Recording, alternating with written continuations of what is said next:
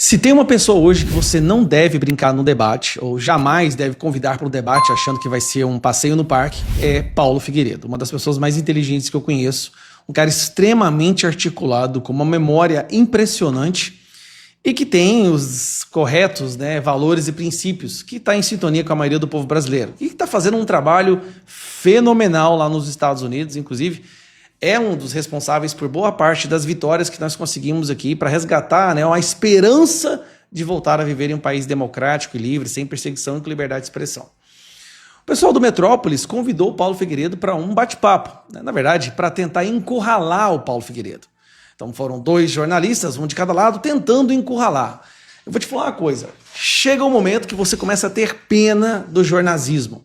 Pessoas que, como vivem dentro de uma bolha, acham que são articuladas, acham que têm os melhores argumentos, os invencíveis pontos de debate, mas aí quando encontram uma pessoa que pensa, elas ficam desarmadas. E o que aconteceu hoje no Metrópolis, foram vários momentos, eu já até postei um separado, no momento em que uma das jornalistas se informa pela Globo e não entende, não consegue fazer a interpretação do texto, daquele texto lá, da mensagem que o Eduardo Bolsonaro mandou para o Bolsonaro a respeito da anistia light.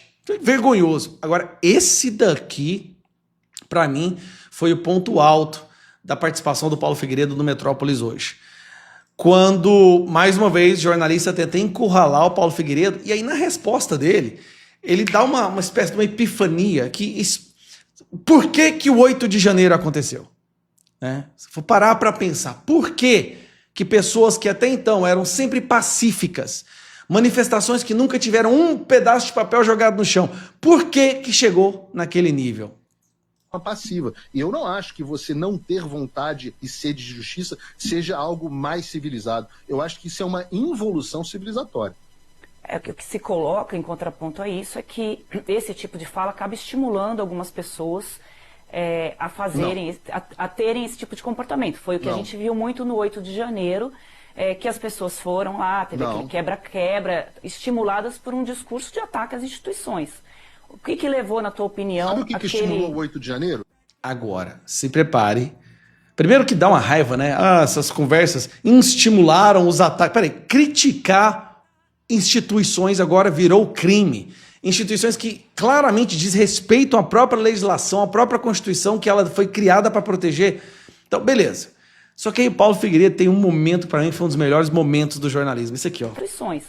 O que levou, na tua opinião... Sabe o que estimulou o 8 de janeiro? O quê? Não, isso é importante. O que estimulou o 8 de janeiro foi a população ter ido milhares de vezes às ruas protestar e responder na cara como perdeu o mané. Foi o fato de terem utilizado as instituições para entrarem com processos, apelos e pela via judicial, e o ministro Alexandre de Moraes, em 30 minutos, respondeu uma petição de 50 páginas com uma multa de 22 milhões sem nem ler. É isso que estimula as pessoas a partirem para a violência. O que estimula as pessoas a partirem para a violência é quando você as censura. Porque quando as pessoas não têm o direito de manifestar mais a sua opinião, quando você vai lá e cala na marra e à força um determinado lado, a única resposta possível é a força. Porque quando acaba o cuspe, vem a pólvora. Porque é a única alternativa. E é por isso que as sociedades civilizadas desenvolveram o conceito de liberdade de expressão, para que nós possamos discutir as ideias e não termos que recorrer à força física.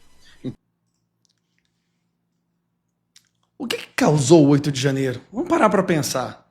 Uma população que sempre foi pacífica. Perseguição, inquéritos ilegais, busca e apreensão na casa de pessoas por palavras, ao mesmo tempo em que corruptos, vagabundos, pilantras, bandidos eram soltos. Foi uma sequência de tapa na cara que o povo de bem foi sofrendo ao longo dos últimos anos. Impossibilitaram o presidente Bolsonaro de presidir. Tudo tinha que responder em 48 horas. Não deixaram ele escolher o diretor da Polícia Federal. Busca e apreensão. Pegaram um celular de comediante. Jornalista teve que se refugiar. O maior site de notícias conservadoras foi fechado numa canetada por Alexandre de Moraes. Isso tudo, aí chega nas eleições, Bolsonaro não pode fazer campanha, não pode fazer live, Bolsonaro não pode usar imagens, Bolsonaro não pode fazer aquilo, os apoiadores de Bolsonaro sendo um por um derrubados. Um por um. Quando a população viu claramente que houve um viés na eleição, que a instituição que deveria ser a guardiã equilibrada, ela foi para um lado completamente e apoiou esse lado e censurou o outro. Isso fez com que as pessoas perdessem a cabeça. Ninguém queria dar um golpe. Ali não tinha ninguém querendo dar um golpe. Ali eram pessoas desesperadas para desfazer o golpe. Por isso que pessoas que historicamente foram pacíficas chegaram ao ponto de pensar que quebrar um vidro ou invadir um prédio público no domingo era a única opção, porque todo o resto foi pro lixo. O STF, o Judiciário, o TSE, a imprensa foram pro lixo. É um povo indignado, desesperado por ver que ia viver numa ditadura.